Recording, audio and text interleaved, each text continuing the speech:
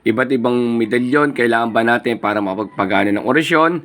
Sa aral po ng Heping Agimat ay hindi po natin kailangan ng medalyong madami o medalyon para lang mapagana po natin ang orasyon natin. Yung iba pong hindi nakapagpagana ay isasabihin po sa channel natin ngayon kung bakit ayaw gumana sa inyo ng ibang orasyon. Yung mga ibang guidelines ibibigay ko ngayon dito sa ating channel, no? Tara, pag-usapan natin, tapusin nyo ng video at maunawaan ang ating papaliwanag kung bakit hindi kumakapit kahit walang medalyon. Tara, let's go!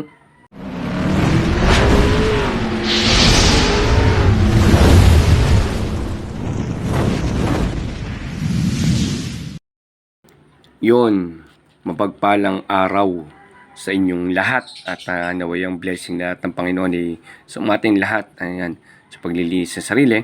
Sasagutin lang po natin yung katanungan ni Kuya na bakit hindi po kumapit sa kanyang orasyon. Ginawa naman yun basbas sa tubig, no?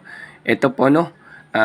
Papaliwanag ko sa inyo yung mga gawain po. Ito po yung kanyang katanungan ni Kuya. Ito, basahin nyo muna yung mga katanungan ni Kuya. Ayan po.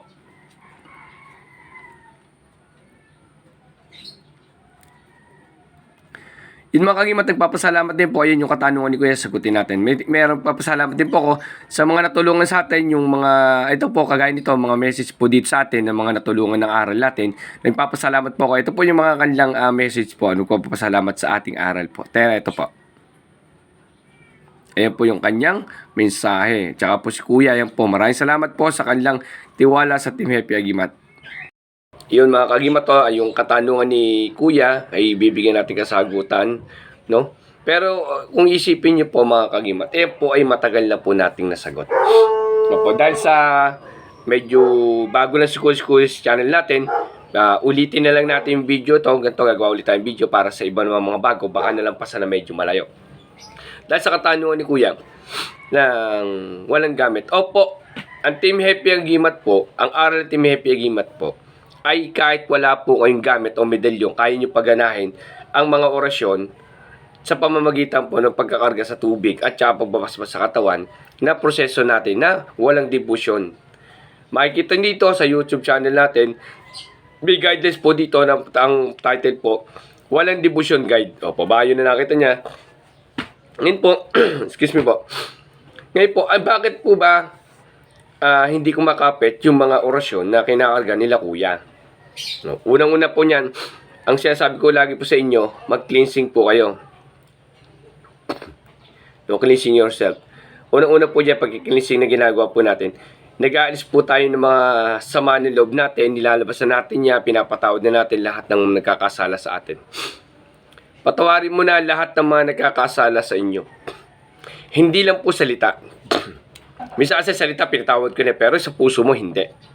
Pinatawad ko na yan, pero pagka nag-uusap kayo ng magkaibigan mo, hindi talaga yung kamag-anak ko, hindi kasi mga pinsan ko, kasi mga ganito kong mga kaibigan ko, kinukwento mo pa rin. Ibig sabihin, yung potang puso mo, naandyan pa rin. Salita mo ng pinatawad. Kailangan po, talaga, i-clear nyo talaga, natatotoo, napatawad nyo sila. Napatawarin niyo po sa aking kasalanan, siya pong pagpapatawad ko sa nagkakasala sa akin, nasa dasal ng Ama namin. So, pagka po kaya nyo napatawarin, manalangin po kayo ng Ama namin sumasampalataya ang Panginoong Maria Luwalhati. Ilabas nyo talaga lahat po ng sama ng loob nyo na, i-move out nyo na, kailangan po talagang napatawad nyo na. Humingi kayo ng tawad din sa Ama sa lahat ng mga ginawa nyong kasalanan. Kasi po, wala naman pong perfectong tao. Sa lahat ng araw-araw na ginagawa kasalanan, ihingi nyo ng tawad sa Ama.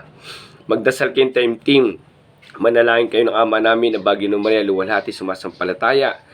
Ihingi nyo ng tawad lahat ng kasalanan na nagawa nyo. At patawarin nyo lahat na nagkasala. Isa po sa pagkikilisip po ng sarili yan.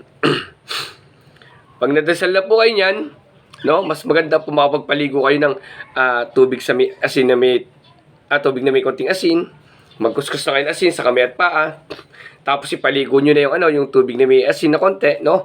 Para makapagbanlaw. After naman yun, pwede naman kayo magbanlaw ng diet. Pero hindi na para umano yung asin, nakapraso lang po, no? Yun po pagka-cleansing. Bago po kayo magkarga ng orasyon para kapit na kapit po. Yan po magaganap niyo po yan kahit wala pong medalyon. Ang aral po ng Team Happy Agimat kasi ay kahit wala po kayong medalyon, mapapagana nyo ang mga orasyon. Hindi nyo kailangan ng gamit para lang makapagpagana ng orasyon, para makapanggamot. Hindi nyo po kailangan ng gamit.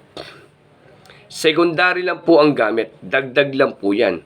At lagi po natin dinadasal, ayaw taas po lagi ang Diyos Ama ang lagi nating tinatawag sa panalangin.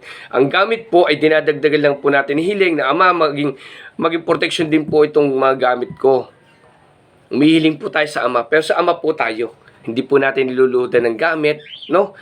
Iyan lang po yung symbolize lang po ng mga kay Papa Jesus, no? Daan patungo sa Ama, no? Kaya po ang kailangan po muna ay paglilis po sarili.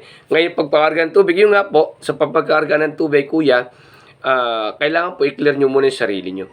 Kasi pas pamamagitan ka na nanalangin ka na manang sumasampalata bagay ng maluwalhati, lagi kayo tumatawag sa Diyos Ama, hinihingi nyo ng tawad ng sarili sa mga kasalanan niyo araw-araw, at pinapatawad yung mga nagkasala sa inyo, lulukuban kayo ng Holy Spirit. Doon po papasok yung Holy Spirit. Sa dinadasal yung orasyon, doon po kakapit yung orasyon nyo. Kasi ibababaan kayo ng Diyos Ama, ng Holy Spirit na para kalugdan yung inyong kahilingan.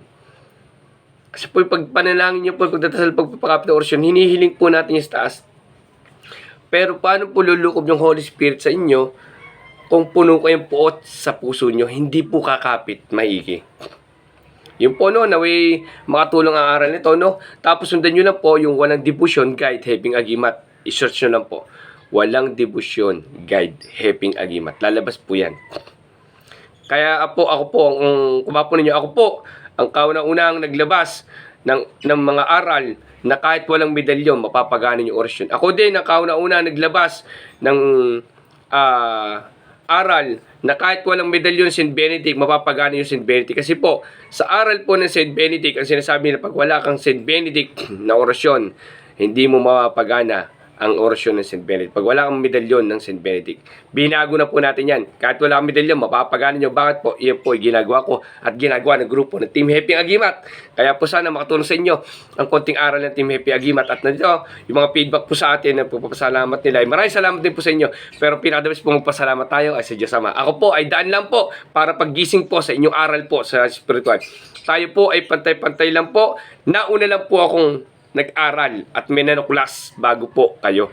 Kaya po, alam ko sa susunod na henerasyon, kayo naman siguro ang magiging guidelines ng mga tao na sana po mag-guidelines po nila sa inyo, yung mga tao din magpapaguide sa inyo pagdating ng panahon sa paglilinis ng puso. Kaya po, kailangan po talaga malinis ang puso dahil po si Heping Agimat ay wala namang agimat dahil po nasa puso ang tunay na agimat. Maraming salamat po at God bless sa inyong lahat.